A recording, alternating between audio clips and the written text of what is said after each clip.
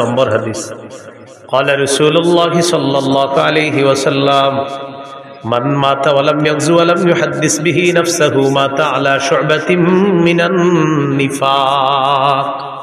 কোন মুসলমান যদি মারা যায় আর সে জিহাদ করলো না অথবা জিহাদের নিয়ত করলো না, সে মুনাফিকি মৃত্যুবরণ করলো। قال رسول الله صلى الله عليه وسلم আলাইকুম বিল জিহাদি ফি সাবিলিল্লাহ ফাইন্নাহু বাবুম মিন আবওয়াবিল জান্নাহ। নবীজি বলেন, তোমরা নিজেদের উপর আবশ্যক করে নাও আল্লাহর রাস্তায় লড়াই করা। মনে রাখবা, জিহাদ হলো জান্নাতের দরজা সমূহের মধ্যে একটা দরজা। জান্নাতের একটা দরজা জিহাদ। ফিলিস্তিনের ছোট্ট ছোট্ট বাচ্চাদের মস্তিষ্ক তৈরি হয় ছোটবেলা থেকে যে ইসলামের পবিত্র একটা বিধান হলো জিহাদ। আমাদের দেশে মানুষ জিহাদের নাম শুনলে বলে ইন্না লিল্লাহ। কি বলে? মানে এটা আবার কি বললেন হুজুর? এই বিষয় ছাড়া অন্য কিছু থাকলে বলেন। মা বোনরা শোনেন, সন্তানকে শৈশব থেকে জিহাদের মানসিকতায় বড় করতে হবে। পৃথিবীর যে গতি দেখা যাইতেছে, মুসলমানদের মধ্যে প্রচুর মুজাহিদ বাহিনী তৈরি করা এখন সময়ের দাবি। আল্লাহ কথাগুলা বুঝার তৌফিক দান করেন। قال رسول الله صلى الله عليه وسلم من قتل في سبيل الله فوق ناقة وجبت له الجنة। নবীজি বলেন, কেউ যদি আল্লাহর রাস্তায় লড়াই করে এই পরিমাণ ওটের দুধ দুইবার আপনি পান করলেন, একবার এরপরে আবার পান করলেন, এই যে মাঝে সময়টা গ্যাপ হয়, নবী বলেন এই পরিমাণ কোন ব্যক্তিও যদি আল্লাহর রাস্তায় আল্লাহর দ্বীন প্রতিষ্ঠিত করার জন্য লড়াই করে, তার জন্য আল্লাহর জান্নাত ওয়াজিব হয়ে যায়। এই জন্য জিহাদের নিয়ত সবাই রাখবো, বলেন ইনশাআল্লাহ। আবু দাউদের হাদিস 2484 নম্বর হাদিস, 2484। قال رسول الله صلى الله عليه وسلم لا تزال طائفة من أمتي يقاتلون على الحق ظاهرين على من ناوأهم। নবীজি বলেন, আমার উম্মতের একটা দল সদা সর্বদা হকের পক্ষে লড়াই করবে। তাদের সাথে বাতিল লড়াই করতে আসবে, বাতিলদেরকে তারা নাস্তানাবুদ করে ছাড়বে, বাতিলদেরকে তারা সর্বশেষ পরাজিত করে ছাড়বে। যার বড় প্রমাণ হলো বর্তমান আফগানিস্তান। কোন দেশ? আফগানিস্তান। অভিভাবক বানাইছে কাকে জানেন? আল্লাহকে। কাকে? আমাদের অভ্যাস হলো এক তাগুত অভিভাবক বানানোর পর এটারে ছাইরা আরেক তাগুতকে অভিভাবক বানাই। সূরা বাকারার 257 নম্বর আয়াতে আল্লাহ বলেন, আল্লাহু ওয়ালিয়্যুল্লাযীনা আমানু। ঈমানদারদের অভিভাবক হলেন আল্লাহ। বলেন ঈমানদারের অভিভাবক কে? আল্লাহ। সূরা মাঈদার 51 নম্বর আয়াতে আল্লাহ বলেন, ইয়া আইয়ুহাল্লাযীনা আমানু লা তাত্তাখিযুল ইয়াহুদা ওয়ান নাসারা আউলিয়া। হে ইমানদারগণ, ইহুদি খ্রিস্টানদেরকে অভিভাবক রূপে গ্রহণ করবা না। বারবার আমরা ভুল করি, এক অভিভাবক ছেড়ে আরেক অভিভাবক ধরি, কিন্তু মজার ব্যাপার আর দুঃখের ব্যাপার আর ইন্টারেস্টিং ব্যাপার, আগে যেটাকে ধরি সেটাও তাগুত, পরে যেটাকে ধরি সেটাও তাগুত। তাই মুসলমানদের চূড়ান্ত ভাগ্য পরিবর্তন হয় না। এই জন্য বাংলাদেশে একটা সময় চলতেছে এখন যদি হুজুররা গুতাগুতি বন্ধ না কইরা, এখন যদি এক না হইতে পারে, আগামী 50 বছর এই সুযোগ আর আসবে না। এটা এখন চলছে আমাদের বাংলাদেশের সব মুসলমানদের মনের দাবি একটা এখন, যে আমরা বাংলাদেশে ইসলামী মাইন্ডের কোন নেতা চাই। এটা সব মুসলমানদের মনের চাওয়া। আপনি খুঁজে দেখেন, হাঁটতে হাঁটতে সবার এটা চাওয়া। কিন্তু এই সুযোগটা যদি কাজে না লাগাই, পরে ওই এক তাগুত ছাইরা আরেকটারে ধরি, বৃষ্টি থেকে বাঁচার জন্য ঝর্ণার নিচে এসে দাঁড়াই। কোথেকে বাঁচার জন্য কই দাঁড়াই? কেউ আপনার ঝর্ণার নিচে কেন? বাইরে বৃষ্টি, এখানে কি? ও আচ্ছা। এই ভুল বারবার করলে ভাগ্য পরিবর্তন হবে না। আবু বকর, ওমর, উসমান, আলী রাদিয়াল্লাহু তাআলা আনহুম, তাদের যুগের সেই খেলাফতের রাশেদা খেলাফত ব্যবস্থা ছাড়া মুসলমানদের চূড়ান্ত ভাগ্য পরিবর্তন হবে না, হতে পারে না কিয়ামত পর্যন্ত। তো বলছিলাম, রাসূলুল্লাহ সাল্লাল্লাহু আলাইহি সাল্লাম বলেন, লা তাজালু তাইফাতুম মিন উম্মতি ইউকাতিলুনা আলাল হক, আমার উম্মতের একটা দল সদা সর্বদা হকের পক্ষে লড়াই করবে। যাহিরিনা আলা মান নাওয়াহুম, তাদের বিরুদ্ধে যারা থাকবে তাদেরকে তারা পরাজিত করে ছাড়বে। হাত্তা ইউকাতিলা আখির উম্মতি আল মাসিহ আদ-দাজ্জাল, এমনকি আমার উম্মতের সর্বশেষ দলটি দাজ্জালকে পর্যন্ত পরাজিত করবে, আমার উম্মতকে আল্লাহ বিজয় দান করবে। আবু দাউদের 2532 নম্বর হাদিসের বর্ণনা, 2532। এই হাদিসে কি বলে দেন? قال رسول الله صلى الله عليه وسلم ثلاثة من أصل الإيمان, নবীজি বলেন ঈমানের মূল হলো তিনটা। বলেন ঈমানের মূল কয়টা? মানে অনেকগুলো আছে, এর মধ্যে সবচেয়ে বেশি মূল কয়টা? এক নম্বর আল কাফু আম্মান ক্বালা লা ইলাহা ইল্লাল্লাহ। পড়েন তো আপনি আমার সাথে, পড়েন লা ইলাহা ইল্লাল্লাহ। এ দেখেন উনি পড়ছে না, আমিও দাবি করে আমি মুমিন আর উনিও দাবি করে উনি মুমিন। আমার উপর প্রথম কাজ হলো আমি ওনারে কষ্ট না দেওয়া। এটা ঈমানের মূল বিষয়ের একটা বিষয়, যে লা ইলাহা ইল্লাল্লাহ ওয়ালাকে তুমি কষ্ট দিবা না। এটা প্রথম। আল কাফু আম্মান ক্বালা লা ইলাহা ইল্লাল্লাহ, যে লা ইলাহা ইল্লাল্লাহ মুখে বলে অন্তরে বিশ্বাস করে এই ব্যক্তিকে আমি কষ্ট দিতে পারবো না। এটা ঈমানের মূল বিষয়ের একটা বিষয়। দ্বিতীয় বিষয় ওয়ালা নুকাফিরুহু বিযামবিন, কোন মুমিনকে শুধু গুনাহের কারণে আমরা তাকে কাফের বলবো না। তিন নম্বর ওয়ালা নুখরিজুহু মিনাল ইসলামি বিআমালিন, কোন আমলের কারণে কোন মুসলমানকে ইসলাম থেকে বের করে দিব না। কোন আমলের কারণে ইসলাম থেকে তাকে আমরা বের করে দিব না। হ্যাঁ হুজুর তার ব্যাপারে কোনো ফতোয়া আসবে, এটা ফতোয়া বিভাগ ফতোয়া দিবে, আপনি কথায় কথায় কাউরে কাফের বলে ফেলবেন। তাহলে ঈমানের মূল বিষয় তিনটা। এক নাম্বার আল কাফু আম্মান ক্বালা লা ইলাহা ইল্লাল্লাহ, যে ব্যক্তি বলে লা ইলাহা ইল্লাল্লাহ তাকে কোনো কষ্ট না দেওয়া। দুই নাম্বার ওয়ালা নুকাফিরুহু বিযামবিন, কোন মুমিনকে গুনাহের কারণে আমরা কাফের বলবো না। তিন নাম্বার ওয়ালা নুখরিজুহু মিনাল ইসলামি বিআমাল, কোন মুমিনের কোন আমল দেখাই তাকে আমরা ইসলাম থেকে বের করে দিব না। এরপর আল্লাহ নবী বলেন ওয়াল জিহাদু মাযিন মুনযু বাসানি আল্লাহু ইলা আইয়ুকাতিলা আখির উম্মতি আদ-দাজ্জাল। নবী বলেন আমি যেদিন থেকে আল্লাহ আমাকে নবুয়ত দান করছেন সেদিন থেকে জিহাদ জারি আছে, জিহাদ ফরজ আছে, কিয়ামত পর্যন্ত চলতে থাকবে। আমার উম্মতের শেষ দলটা দাজ্জালের সাথে লড়াই করা পর্যন্ত আমার এই জিহাদের যে বিধান আল্লাহ দিয়েছেন কিয়ামত পর্যন্ত এটা চলতেই থাকবে। তাহলে কিয়ামত পর্যন্ত জিহাদ চলতে থাকবে। এবার আমার সাথে বলেন কোন জালেমের জুলুম, কোন বিচারকের বিচার জিহাদকে বাতিল করতে পারবে না। নবীজি বলেন লা ইউতিলুহু জাওরু জাইরিন ওয়ালা আদলু আদিলিন, কোন জালেমের জুলুম আর কোন বিচারকের বিচার জিহাদকে বাতিল করতে পারবে না। কোন দেশের সুপ্রিম কোর্ট হাইকোর্ট যদি ফতোয়া দেয়, হাইকোর্ট যদি এই বিচার দেয়, এই রায় দেয়, হাইকোর্টের পক্ষ থেকে যদি এই বিচার আসে আর এই রায় আসে, পেপারে আসে কি আসে, যে দেশে জিহাদ করা যাবে না, জিহাদের বিধান বাতিল, নবীজি বলেন তোমরা বলে দিবা তুই বাতিল।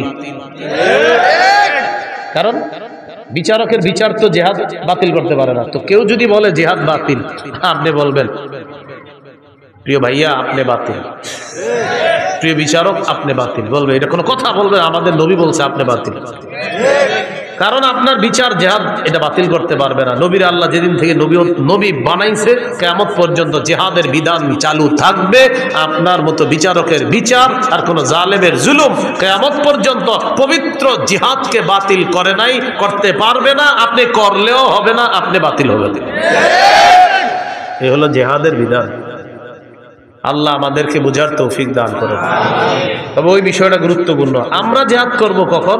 এদেশের বিজ্ঞ মুফতিরা ফতোয়া দিবে যখন, বিজ্ঞ মুফতি সাহেবরা ফতোয়া দিতে হবে। আপনি সকালে গিয়ে আবার কিছু উড়ে দিয়ে না, বিজ্ঞ মুফতি সাহেবদের ফতোয়া লাগবে, তখন জিহাদ ফরজ হবে। আল্লাহ কথাগুলা বুঝার তৌফিক দান করেন। সহিহ বুখারীর বর্ণনা 3123 নম্বর হাদিস। عن أبي هريرة رضي الله تعالى عنه قال قال رسول الله صلى الله عليه وسلم তাকাফফালাল্লাহু লিমান জাহাদা ফি সাবিলিল্লাহ লা ইখরিজুহু ইল্লাল জিহাদু ফি সাবিলিহি ওয়া তাসদীকু কালিমাতি বিআন ইউদখিলাহুল জান্নাহ আও ইয়ারজি'হু ফি মাসকানিহি আল্লাযী খারাজা মিনহু মা নালা মিন আজরিন আও গানিমা। কোন ব্যক্তি জিহাদে বের হয়েছে, শুধু জিহাদের নিয়তে বের হয়েছে এবং আল্লাহর কথাগুলা বিশ্বাস করছে, হ্যাঁ জিহাদ করলে এই লাভ, এগুলা জেনে সে বের হয়েছে, এই ব্যক্তি জিহাদের ময়দানে যাওয়ার পর আল্লাহ দায়িত্ব নিয়ে নেয়, হয়তো শহীদ বানায় তাকে জান্নাতে পৌঁছায় দিবে, না হয় প্রচুর গনিমতের মাল সহ তার ঘরে আল্লাহ তাকে ফিরিয়ে দিবে। সহিহ মুসলিমের বর্ণনা 1878 নম্বর হাদিস। قال رسول الله صلى الله عليه وسلم مثل المجاهد في سبيل الله كمثل الصائم القائم القانت بآيات الله لا يفتر من صيام ولا صلاة حتى يرجع المجاهد في سبيل الله। নবীজি বলেন, কোন ব্যক্তি নফল রোজা রাখে, নফল নামাজ পড়ে আর নামাজের মধ্যে ধারাবাহিক কোরআন তেলাওয়াত করে, কোন ব্যক্তি নামাজের মধ্যে আছে, নফল নামাজের মধ্যে কোরআন তেলাওয়াত করতেছে আর লোকটা রোজা অবস্থায়, এক হলো সে রোজাদার, আরেক হলো সে নামাজের মধ্যে আছে, আরেক হলো সে আল্লাহর কোরআন তেলাওয়াত করতেছে, সবগুলাই গুরুত্বপূর্ণ। নবীজি বলেন, এই ব্যক্তি কোন রকম ক্লান্তিহীন ভাবে এই ইবাদত করলে যে সওয়াব, নফল নামাজ ধারাবাহিক পরে রোজাও রাখে আর তেলাওয়াত করতেছে, কোনো ক্লান্ত নাই, এই লোকটা ক্লান্ত হয় না। এই ক্লান্তিহীন নামাজ রোজা, ক্লান্তিহীন তেলাওয়াত করে সেই ব্যক্তি যেই সওয়াব পাবে, আল্লাহর রাস্তায় যেই মুজাহিদ, এই মুজাহিদ জিহাদে যাওয়ার পর ফিরে আসার আগ পর্যন্ত এই পরিমাণ সওয়াব আল্লাহ তার আমল নামায় দিয়ে দেয়, চলতে থাকে আমল নামায়। এটা মুজাহিদ যদি আল্লাহর রাস্তায় যায়। আবু দাউদের বর্ণনা 1449 নম্বর হাদিস। এই হাদিসের বর্ণনাকারী সাহাবীর নাম আব্দুল্লাহ ইবনে হুবশিগিল খাসআমি রাদিয়াল্লাহু তাআলা। তিনি বলেন, আন্না রাসূলুল্লাহ সাল্লাল্লাহু আলাইহি ওয়াসাল্লাম সুইলা আইয়ুল আমালি আফজালু ইয়া রাসূলুল্লাহ। নবীজিকে জিজ্ঞাসা করা হলো, হুজুর কোন আমল সবচেয়ে শ্রেষ্ঠ? নবীজি বললেন, তুলুল কিয়াম, লম্বা সময় নামাজে দাঁড়ায় থাকা, এটা শ্রেষ্ঠ আমল। শীতকালে লম্বা সময় একটু নামাজ পড়েন, তাহাজ্জুদ করেন, লম্বা সময় একটু দাঁড়ায় থাকেন শীতকালে, বলেন ইনশাআল্লাহ। 4 রাকাত সুন্নত একদম 3.5 মিনিটের বেশি লাগামই দেন। কি বলেন? 4 রাকাত, প্রথম 2 রাকাত মনে করেন ঠিক মতো পড়ছে, পরে ইমাম সাহেব জামাতে দাঁড়াইবো, পরের 2 রাকাত পুরাই বুলেট শুরু হয়ে গেছে। কি ঘটনা কি? মুয়াজ্জিন সাহেব ইকামত দিছে, হের কথা হলো আমি এই 2 রাকাত যেমনিও শেষ করে দৌড়মই হুজুর। পরে এই দেখবেন পাশে যারা আছেন, তখন দেখবেন প্রথম 2 রাকাত ঠিক ছিল, পরে ওই তৃতীয় রাকাতে মানে আমি বুঝাই, সুবহানা রাব্বিয়াল আযীম, এই বাক্যে সিন কয়বার? একবার। সুবহানা রাব্বিয়াল আযীম, সিন কয়বার হুজুর? একবার। সুবহানা রাব্বিয়াল আযীম, সিন কয়বার? একবার। এবার দেখেন, এর মানে উনি 3 বার সুবহানা রাব্বিয়াল আযীম বলেছেন, যেহেতু সু সু সু আর সিন তো একবার বাক্যে, এর মানে সু সু সু মানে 3 বার সুবহানা রাব্বিয়াল আযীম কমপ্লিট। এটা পাশে থেকেও শুনবেন না সময় দেখবেন, মানে কি আপনি সুব কি এই বাক্যে যদি সিন তার যে 3-4 বার আছে তাহলে বুঝতাম আপনি একটাই বলছেন বাক্য, কিন্তু বাক্যে তো সিন একবার, এর মানে আপনি সু সু 3 বার বলা মানে আপনি সুবহানা রাব্বিয়াল আযীম 3 বার পড়ে ফেলছেন। এরকম পাশে দেখবেন, আল্লাহু আকবার, আল্লাহর সাথে তামাশা করেন, ফাজলামি করেন। তুলুল কিয়াম, লম্বা সময় নামাজে দাঁড়ানো বড় ইবাদত। ভাই নামাজ ধীরস্থির ভাবে পড়েন, জীবনে এই কাজটা খুব সুন্দরভাবে করবেন, বলেন ইনশাআল্লাহ। উযু করবেন সুন্দরভাবে, মসজিদে নামাজ পড়বেন সুন্দরভাবে, নামাজের সাথে কোনো আপোষ করবেন না। এমনকি আলোচক যারা আলোচনা করে, তাদের আলোচনা যদি মনে করেন আলোচনায় উঠাবে, তারা আলোচনার মাঝেও নামাজকে তাড়াহুড়া না করা, সফরে অন্তত আলাসরিন না আতই না, এটাও সুন্দর মতো পড়তে হবে। সুবহানা রাব্বিয়াল আযীম আলা, এটা সুন্দর মতো পড়তে হবে, কমপক্ষে 3 বার সুন্দর মতো পড়তে হবে। 1 মিনিটে 2 রাকাত যেন শেষ না হয়, বিষয়টা দিকে খেয়াল রাখবেন। তো রাসূলুল্লাহ সাল্লাল্লাহু আলাইহি সাল্লাম বললেন, তুলুল কিয়াম, সবচাইতে শ্রেষ্ঠ আমল আল্লাহর কাছে লম্বা সময় নামাজের মধ্যে দাঁড়িয়ে থাকা। কিলা আইয়ুস সাদাকাতি আফজালু ইয়া রাসূলুল্লাহ, হুজুর কোন সদকাটা সবচাইতে শ্রেষ্ঠ? নবীজি বললেন জাহদুল মুকিল্লি, কোনো ব্যক্তি পরিশ্রম করে কষ্ট করে উপার্জন করে যেই সম্পদ, এই কষ্টার্জিত উপার্জন থেকে যদি সে আল্লাহর রাস্তায় দান করে সদকা করে মাদ্রাসায় দেয়, তার এই সদকা আল্লাহর কাছে সর্বশ্রেষ্ঠ সদকা হয়ে যায়। রিক্সা চালাইছেন, কিছু টাকা কামাইছেন, 5 টাকা সদকা করছেন, মাস শেষে বেতন পাইছেন, কষ্টার্জিত এই বেতন পাওয়ার পর ইখলাসের সাথে 5টা টাকাই কোনো অসহায়কে দিছেন, এই আমলটা আল্লাহর কাছে শ্রেষ্ঠ সদকা হয়ে যায়। কিলা আইয়ুল হিজরাতি আফজালু ইয়া রাসূলুল্লাহ, হুজুর কোন হিজরত আল্লাহর কাছে সবচাইতে শ্রেষ্ঠ আপনার কাছে জানতে চাই। নবীজি বললেন মান হাজারা মা হারামাল্লাহু আলাইহি, আল্লাহ যা হারাম করেছেন এই হারাম থেকে বেঁচে থাকা হলো আল্লাহর কাছে সর্বশ্রেষ্ঠ হিজরত। কিলা আইয়ুল জিহাদি আফজালু ইয়া রাসূলুল্লাহ, হুজুর কোন জিহাদ আল্লাহর কাছে সবচাইতে শ্রেষ্ঠ। নবীজি বললেন মান জাহাদাল মুশরিকিনা বিমালিহি ওয়া জানমাল নিয়ে লড়াই করে এই জিহাদ আল্লাহর কাছে সর্বশ্রেষ্ঠ জিহাদ হয়ে যায়। এবার আল্লাহ নবীকে প্রশ্ন করলেন ফাইয়ুল কতলি আশরাফু ইয়া রাসূলুল্লাহ, জিহাদের ময়দানে যারা শহীদ হয়ে যায় কোন শহীদটা সবচাইতে শ্রেষ্ঠ। নবীজি বললেন মান উহরিকা দামুহু ওয়া উতিরা জাওয়াদুহু, যেই ব্যক্তি বাহন নিয়ে জিহাদের ময়দানে আসে তাকে যদি শহীদ করা হয়, তার বাহনটাও যদি শহীদ করে দেওয়া হয়, এই শহীদ হলো আল্লাহর কাছে সর্বশ্রেষ্ঠ শহীদ। এটা হলো সবচেয়ে মর্যাদাপূর্ণ হত্যা, তাকেও হত্যা করা হয়েছে আর তার বাহনটাকেও হত্যা করা হয়েছে, এটা আল্লাহর কাছে সর্বশ্রেষ্ঠ শহীদ হিসাবে পরিগণিত হয়। এই হলো আপনার জিহাদের ময়দানে জিহাদের ফজিলত। তিরমিজির বর্ণনা 1655 নম্বর হাদিস, 1655 নম্বর হাদিস। عن أبي هريرة رضي الله تعالى عنه قال قال رسول الله صلى الله عليه وسلم, নবীজি বলেন সালাসুন হাক্কুন আলাল্লাহি আউনুহুম, 3 ব্যক্তিকে সাহায্য করা আল্লাহ নিজের উপর ওয়াজিব করে নেয়। বলেন তো কয়জনকে সাহায্য করা আল্লাহ নিজের উপর ওয়াজিব করে নেয়? 1 নাম্বার আল মুজাহিদু ফি সাবিলিল্লাহ, যে ব্যক্তি আল্লাহর রাস্তায় জিহাদের মধ্যে আছে তাকে সাহায্য করা আল্লাহ নিজের উপর ওয়াজিব করে নেয়। 2 নম্বর আল মুকাতাবুল্লাযী ইউরিদুল আদা, চুক্তিকৃত গোলাম, মালিকের সাথে চুক্তি হয়েছে এই পরিমাণ টাকা দিলে মালিক তাকে আজাদ করে দিবে, আল্লাহ তাআলা এই গোলামকে সাহায্য করা নিজের উপর ওয়াজিব করে নেয়।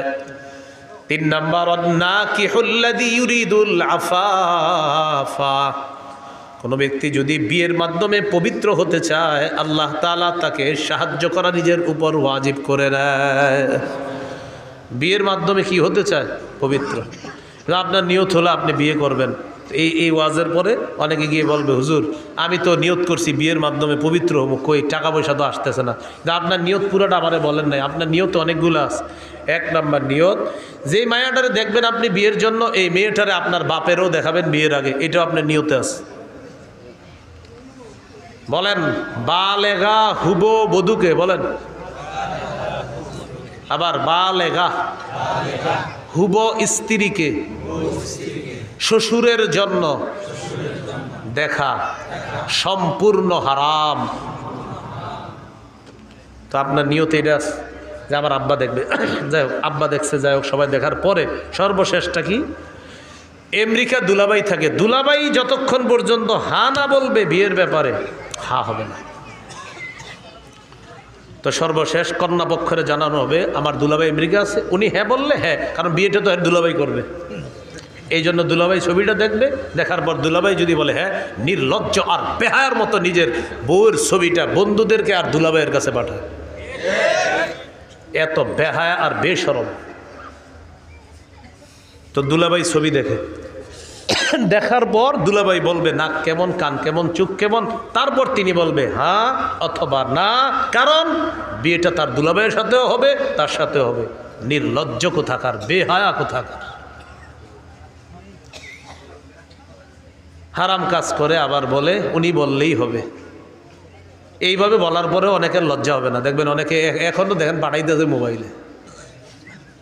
তো 3 নাম্বার, যে বিয়ের মাধ্যমে নিজের পবিত্র করতে চায় এই ব্যক্তিকে সাহায্য করা আল্লাহ নিজের উপর ওয়াজিব করে দেয়। তাহলে এর মধ্যে একজন হলো মুজাহিদ।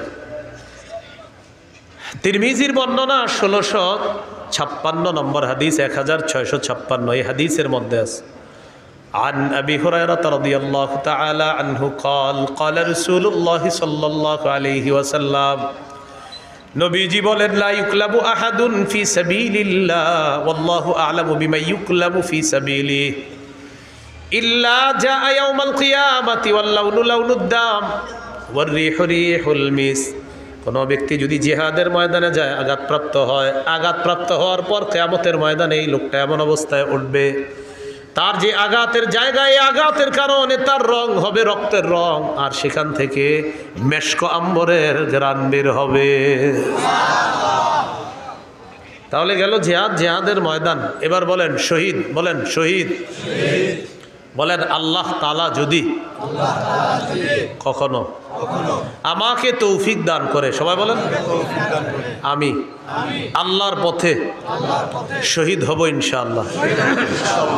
সহিহ মুসলিমের বর্ণনা 1909 নম্বর হাদিস।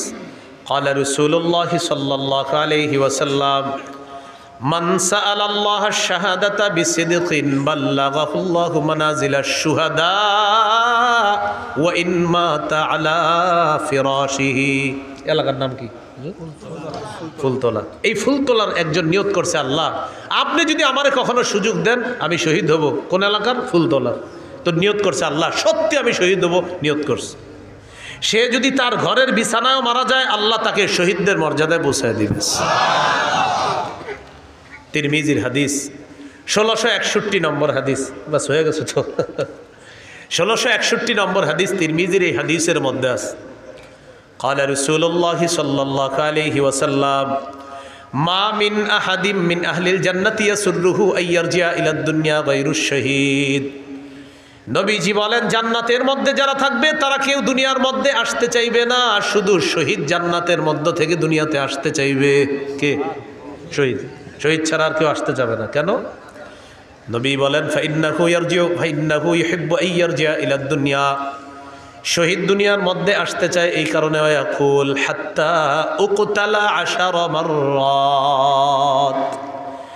শহীদ দুনিয়ার মধ্যে আসতে চায়, এসে বলবে আল্লাহ আমাকে তুমি আবার শহীদ করে দাও, আবার আমাকে জিন্দা বানাও, আবার আমাকে শাহাদাতের নসিব করো।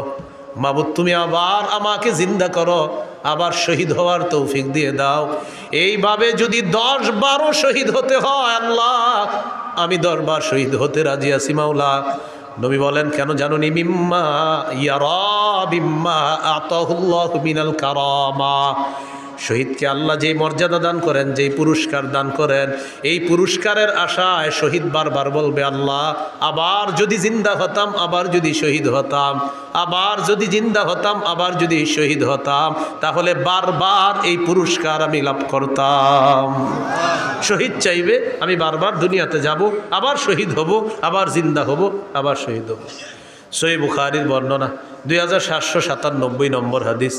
قال رسول الله صلى الله عليه وسلم নবীজি বলেন ওয়াল্লাযী নাফসি বিয়াদিহি লাওয়াদিতু আন্নী উকতালু ফি সাবিলিল্লাহ সুম্মা উহইয়া সুম্মা উকতাল সুম্মা উহইয়া সুম্মা উকতাল সুম্মা উহইয়া।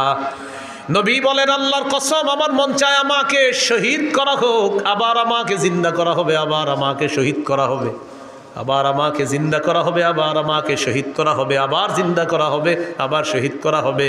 হাদিস দ্বারা বোঝা যায় যতবার আমি শহীদ হব ততবার যদি জিন্দা করা হয়, এরপরেও যেন আবার আমাকে শহীদ করা হয়। এটা নবীর আশা। তিরমিজির বর্ণনা 1663 নম্বর হাদিস। বলেন আল্লাহর কাছে শহীদের স্পেশাল 6টি বৈশিষ্ট্য। কয়টি বৈশিষ্ট্য? মন দিয়ে শোনেন। 5 নম্বরে কি কয় দেখেন, আগে 6টাই শোনেন আর কি, সবগুলোই শোনেন। قال رسول الله صلى الله عليه وسلم للشهيد عند الله 6 خصال। আল্লাহর কাছে শহীদের 6টা পুরস্কার, 6টা মর্যাদা। 1 নম্বর ইগফারু লাহু ফি আউয়ালি দাফআতিন ওয়া ইউরা মাকআদুহু মিনাল জান্নাহ। শহীদের শরীরের রক্তের ফোঁটাটা পড়ার সাথে সাথে তাকে জান্নাতের আসনটা দেখানো হয়, আর তার আগের গুনাহগুলো মাফ করে দেওয়া হয়। এই যে মনে করেন আমি শহীদ হচ্ছি, ওনারে শহীদ করা হচ্ছে, আল্লাহ কবুল করুন। তো মনে করেন শহীদ হবে, ওনার এই রক্তের ফোঁটাটা পড়লো, আমি শহীদ হবো, আমার রক্তের প্রথম ফোঁটাটা পড়তেছে, ওই টাইমে শহীদকে জান্নাত দেখানো হয়। আর তার সব গুনাহ মাফ, 1 নম্বর বৈশিষ্ট্য। 2 নম্বর, ওয়ায়ুজারু মিন আযাবিল কবরি, কবরের আযাব থেকে তাকে নিরাপত্তা দেওয়া হয়, রক্ষা করা হয়। 3 নম্বর, ওয়ামানু মিনাল ফাজাইল আকবরি, কিয়ামতের ময়দানের বিভীষিকাময় মুহূর্ত থেকে সে নিরাপত্তা লাভ করবে। শহীদ যে, এগুলা নিয়ে তার কোনো পেরেশানি নেই, কিয়ামতের ময়দানে কি হবে না হবে এটা নিয়ে শহীদের কোনো চিন্তা